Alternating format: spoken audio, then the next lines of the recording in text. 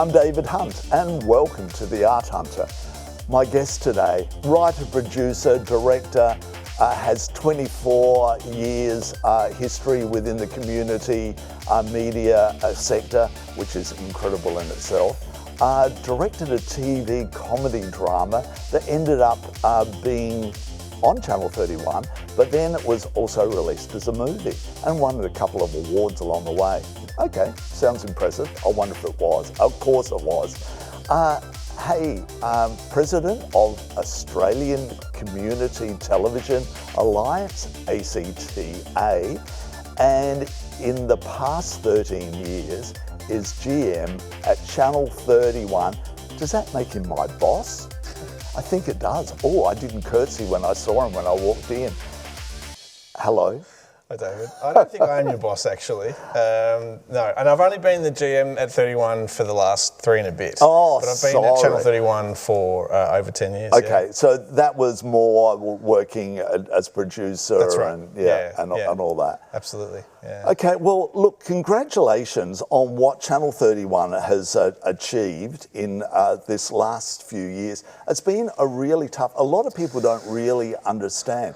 Yeah. Give our audience a little bit of an insight on what has gone on. It's an incredibly long story, so I'll try to sort of summarise it. But essentially, around about 2014, we started getting whispers from the federal government. At that time, it was the Abbott government.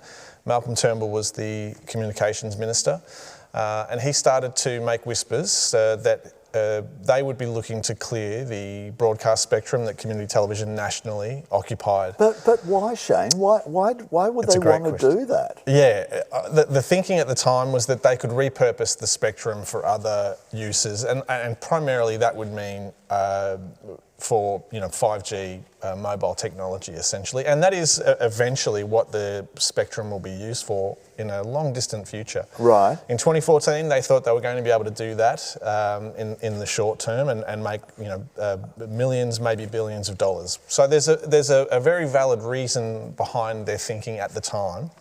Where they really had I think an incredible flaw was that they had, I suppose, thought that was going to be possible a lot sooner than it actually is going to be. And so we went on a journey that lasted almost 10 years where an initial deadline of end of 2015 was initially imposed, and then we got a month before that and they said you can have another 6 months, and we got a month before that, you can have another 6 months. We did that 7 or 8 times. One of those broadcast extensions was received with 26 hours to go. Whoa. And announced live on ABC's Q&A. So we were told to tune in and just sort of see there might be an announcement. That was essentially... So you didn't know? I had an inkling it was going to be good news, but we had spent that day in the office at Channel 31 essentially packing up our desks, saying goodbye to each other. We'd said goodbye to our audiences. All of our program makers had done the same thing.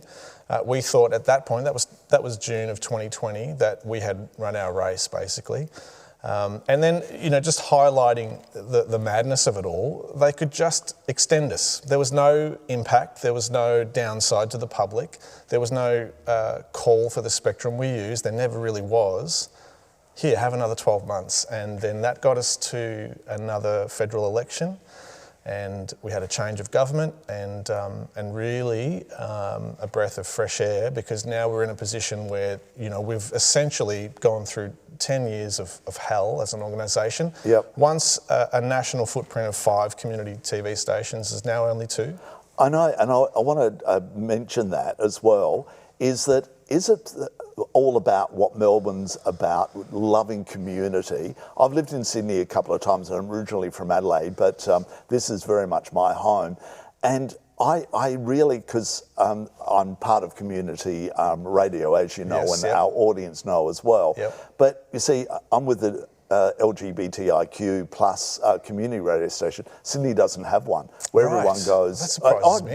You don't realise that as well. Yeah. Where everyone thinks that there would be one in Sydney, being the big gay city where like Melbourne is as well. Right. But they just can't get it together. on that level. Right. And they lost their licence, didn't they, right. in community television? Well, they didn't lose it. I mean, again, it's such a long and storied history. But the community TV station in Sydney was essentially, the licence was owned and operated by the University of Western Sydney. And so they actually voluntarily gave up their licence. Why? Well, it'd be a fascinating conversation to have with somebody on the board of that university. But, you know, I think there was rumours at the time that perhaps the university may have had stronger ties to the federal government and were just interested in helping them out by getting out of the way. As opposed to what happened in Brisbane and Perth, those stations just were unable to go the distance because, frankly, it was incredibly difficult. And I would challenge any business to go through a 10-year period where you didn't know whether you had 6 months to a year to trade, and you weren't told until at some instances a day before you were going to be carried on. So they just were unable to see it through. Yeah. But 44 in Adelaide, Channel 44 in Adelaide, do they approach you guys at Channel 31 and say, like, can we be part of what you're doing, the movement you're... No, I mean, I think, for as long as there's been community television in Australia, the stations have worked together, perhaps not as closely as we work together now with Adelaide. I think, we've been battle tested and we have a very good relationship with the team at 44 and they do an amazing job. We're very different stations. We do different things in Melbourne and have always really probably driven the large percentage of third-party content that gets broadcast on community TV comes out of Melbourne by and large. That's always been the case. Yeah, and hello to Adelaide because we're on 44 in Adelaide. No, but they've done an amazing job over there and they've really, I think, done an exceptional job of making themselves known and being relevant and covering festivals and events and just being or becoming a key part of the local landscape from a media perspective in that state. Something that we've always had the luxury of having here in Melbourne. We've been really well supported for a long time. We're a part of the landscape. People know Channel 31. They've watched it at various points. In a lot of cases, they've been on it in some fashion. We enjoy here in Melbourne, I think, the benefit of being a beloved station. And so many comedians over the years have come out. I remember Rove came from Perth and all of a sudden, like he was on Channel 31. And had his own show. Had his own show from it. And more or less that was what went on to become the show that he took to 7 and eventually 10. Was the show he did at RMITV back in the mid-90s. But there isn't likely a comedian who is Melbourne-based that hasn't been on community TV at some point, and particularly early in their career. Yeah. But what is it about community television? I go out and about and people actually say, oh, you're that guy. And they can't remember the name, the art hunter, but you're that art guy on Channel 31. And I actually ask a lot of people and they say, well, why are you watching Channel 31 just out of interest? And they went, we've got a couple of the streaming service, but there's not a lot there. Commercial television, we feel more comfortable a lot of the time watching 31, which is a real feather in your cap as well, isn't it? Yeah, look, I think there's a variety of different answers for why that's the case. I mean, we always say that community television is a direct reflection of the community, that it serves, and that you can see a better reflection of Melbourne on community television than you might on any of the commercial networks. Whether that's through diversity, multiculturalism, whatever the niche interest, it's definitely, I think, a stronger reflection of what it is to be, I think, a Melburnian. And that's possibly why people find that they are drawn to watching the station. And we were talking off camera a little bit about this sort of movement towards hyper-local and supporting hyper-local media outlets. Particularly, we're not driven by commercial interests, so there's no Murdoch sort of underlying thread to what we broadcast. We broadcast views of all perspectives, and we're really not driven by what is necessarily commercially or politically of interest at any given point. So I think that's, those are two sort of really good reasons why people feel an affinity to the station. Yeah. Now let's go back and talk about you personally for a little bit. Why did you get so interested in it? Producing. You made that TV series that went on to be a film as well. Mm-hmm. What was it about this sector that you really wanted to get involved in? Sure, I've been sort of casually involved in community radio since the late 90s, and then started making short films, and that's essentially what I studied, was film and television, and did the whole thing that I think a lot of people do when they go through that sort of tertiary period, where they make short films and start doing the film festival circuit. And I think it's a particularly difficult pursuit is getting films, low budget films into film festivals. Yeah, well, because a lot of people don't understand how tough it is in the filmmaking arena. Yeah. Because takes so much money, doesn't it? Yes, yeah. Well, it's not just that; it's time, it's everything. Yeah. But finding an audience is a difficult, I guess, thing to chase. And then you couple with, I suppose, the advent of YouTube in the mid 2000s. So all of a sudden, people started doing web series and those kinds of things. And I don't really remember how it came to be, but somebody reached out to me and said, you should really see whether you can get the web series that you're working on community TV. And the concept I'd just not really ever thought about, that I could have something broadcast on TV. The early to mid 2000s, you only had the 5 stations. This was before the digital revolution of television. And YouTube was perhaps a medium still in its infancy. So the concept of having a TV show broadcast into people's lounge rooms was really fascinating, and just went through the process of doing that. So I had that web series that I made actually was broadcast on 31 back in 2010 or somewhere around that, and that led to chasing some grant funding through the Community Broadcasting Foundation for what ultimately was the first TV program that I made, Leongatha, back in 2012 or so. Which was a 6-part 30-minute narrative TV show, and that sort of I guess sort of started my relationship with community TV in a deeper way, because that led to then getting employment at 31. I ran the production department there for 7 years, made another TV show while I was doing that, and then I'm in the position I'm in now. So it's sort of a progression of or an evolution of involvement with community television. Started as a third party and ended up running the thing, I suppose. So what's it done now that you're the boss?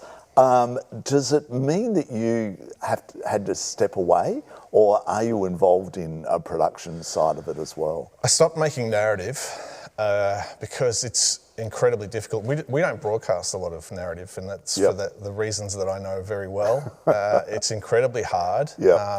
And essentially the 2 shows that I made were effectively feature films, from the effort that it required to make them. And for the first series, Leongatha, we had a budget of about $15,000. For the second series, Under the Milky Way, we had a budget of about $40,000, and so that's not a small amount of money, but it's still not quite enough to do the job that that I suppose the broader industry would expect you to be spending on narrative programs, and it just took years and years of time on the evenings and weekends to get it done. So eventually I stopped, particularly the closer I got to taking over the station. Just didn't have the time to put into that kind of creative side. Do you miss it though? Absolutely, yeah. I don't know if I would ever go back to doing it, but I always have. It's usually on the days, the sunny, like today really, where you everything's going really well and you start thinking about, I could get back into, I've got this idea. And then it sort of hits you like a ton of bricks, when everything gets too hectic, you start thinking that that's the craziest thing you've ever thought of. But I do still. I mean, we established a production department at 31 when I was the head of production, and we started making our own shows. Traditionally, that's not what 31's done. We've only taken programming from third parties. And so we started to create our own programs. We've got 2 actually currently running on SBS that we produced in-house. Brilliant. Yeah, and it's more lifestyle, travel sort of stuff. Yep. And that's where I tend to sort of, I guess, flex any kind of creative juices that may still be lingering. And also, over my shoulder, I'm not sure which way, I think it's my other shoulder, is your beautiful child. He came in, what's his name again? Freddie, that's right. He came into Joy, that's why you're standing in front of the Joy logos there, for an interview you did a few months back now. Yes. How old is he now? He's almost 1. Wow. Yeah. How are you coping? Well, funnily enough, we've had a pretty rough couple of days. He's not been well, so we haven't had a lot of sleep in the last 48 hours. But he's really well. That was his first media wall appearance at Joy, which was a lot of fun. That's another reason why I don't think I could contemplate getting back into doing a narrative program as a side hustle. Yeah. There's just no time. Yeah. With the little one, but no, he's great, and that was a lot of fun that day. Yeah.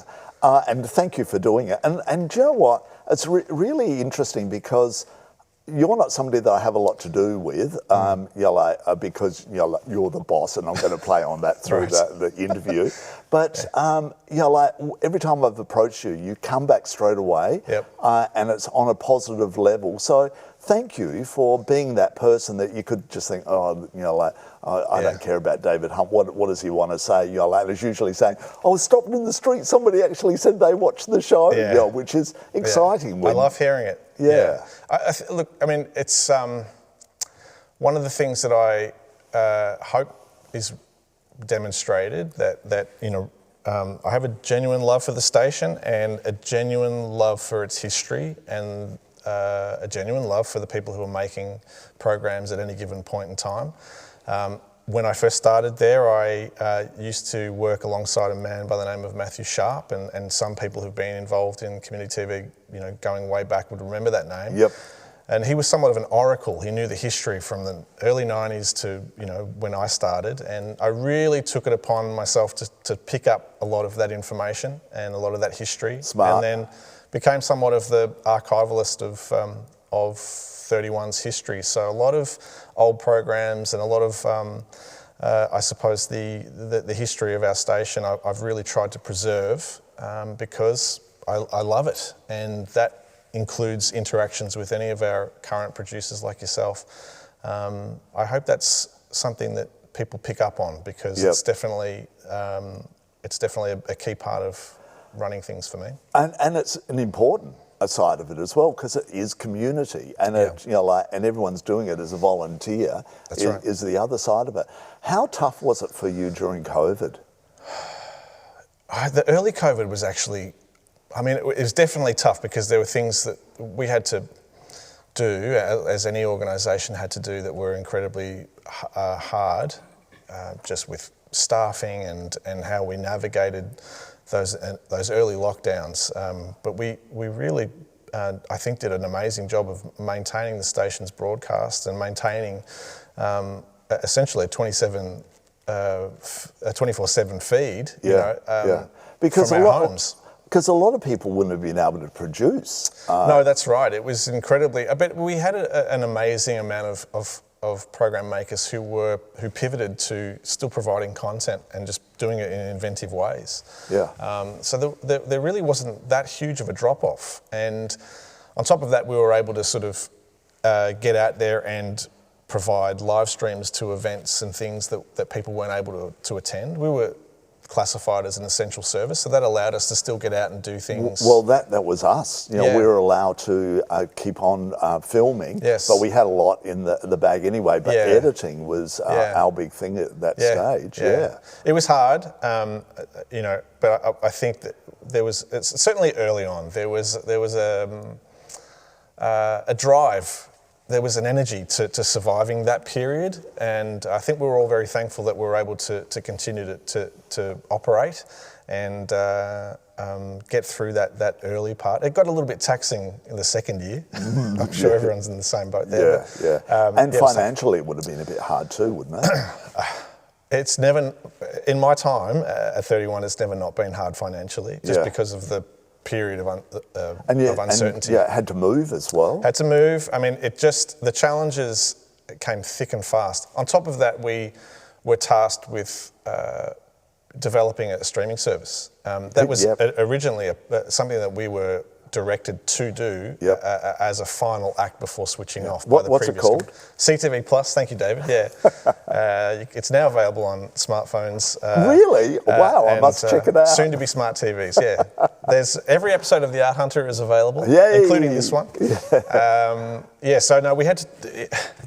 I mean, I'm just sort of casually telling you these things, but it was an immense challenge where we were teetering on the brink at so many instances. To be here today talking about a long-term future for community TV, both on terrestrial broadcast and as a streaming service platform, to be moved into a new office with a studio that is in the middle of being built.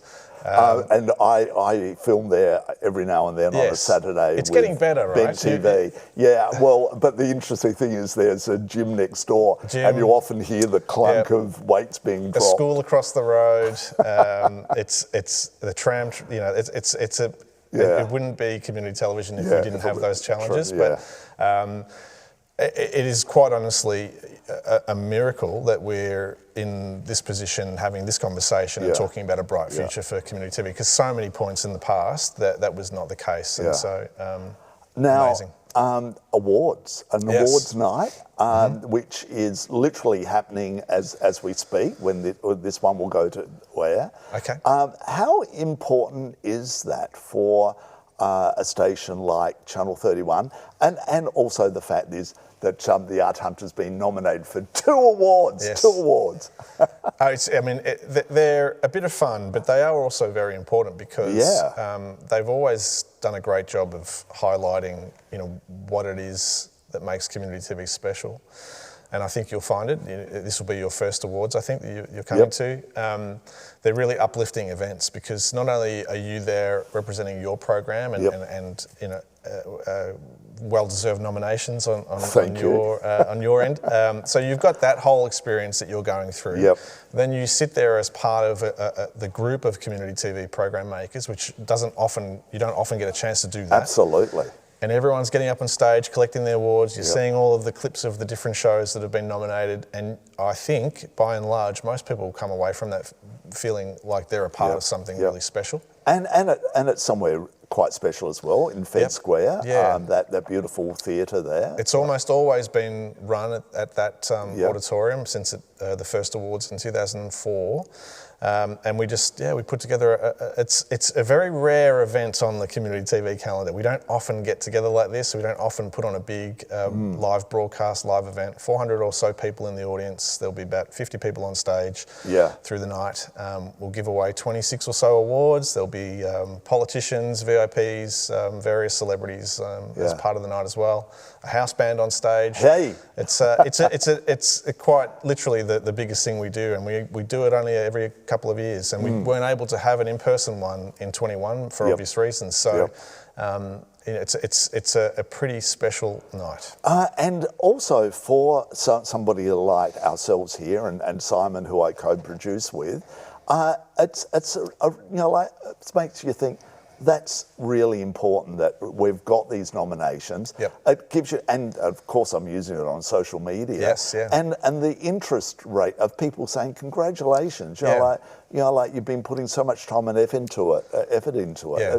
It's lovely. Well, it's important to have those moments where you receive recognition for the hard work, and particularly for a lot of our programs that are actually actively giving back to their communities. I mean, you do a fantastic job of speaking to various people from within our local arts scene. Yep.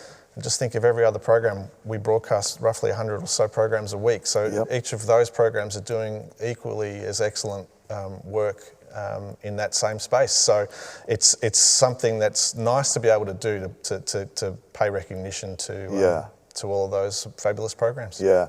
And like what's next? Do you know what like where you're going? Well, you do in a way. Yes, yeah. Just tell our audience again. Sure. I think we've been able to survive and hang on to a much brighter point in time. We've obviously released the streaming service, and that's currently available as a web. What's it called again? CTV Plus. Thank you. You can go to ctvplus.org.au and you can check out the web version of the site. We've got the streaming service also available on mobile devices, and we're currently in development for smart TV apps of that as well. So that will be amazing. That's right. Yeah. So we're expanding our digital service every month, and then we're obviously currently in the process of advocating for a long-term broadcast license extension. That's something that we're hoping is announced at the antennas, that we're going to have at least a period of stability through to the end of this decade, which is an outstanding outcome when I think about where we've been. Yeah, it must be. You and the board and staff must just go, oh, that will be the cherry on top. Well, it just gives us a length of time where you can plan, which we've just not had in the past, where you can, I guess, look ahead and start to have conversations around what you'll do to, I guess, take the organisation to the next decade, which even thinking about the 2030s, when I took over, if you had said to me that 31 will still be broadcasting in 2030, when I took over in 2020, 3 months before a pandemic and and you were packing your desk at one stage. Packing our desks away, I just would have laughed. I wouldn't have thought it to be a possibility.